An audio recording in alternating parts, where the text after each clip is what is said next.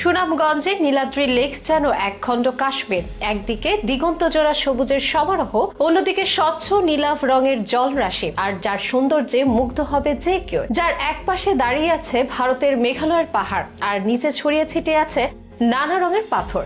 আছে নৌকা বিলাসের সুযোগ। এ যেন শিল্পীর হাতে আঁকা অসাধারণ এক অনন্য ছবি, যা পর্যটকদের জন্য হয়ে উঠেছে আকর্ষণের কেন্দ্রবিন্দু। তবে অনেকের মনে প্রশ্ন, কতটা সুন্দর এই নীলাদ্রি লেক, কিভাবেই বা যাওয়া যাবে সেখানে, থাকছে কি কি সুবিধা, কোন বিষয়ে সতর্ক থাকলে এড়ানো যাবে সব ধরনের অসুবিধা, এসবের বিস্তারিত নিয়ে থাকছে এখনকার বিশেষ আপডেট।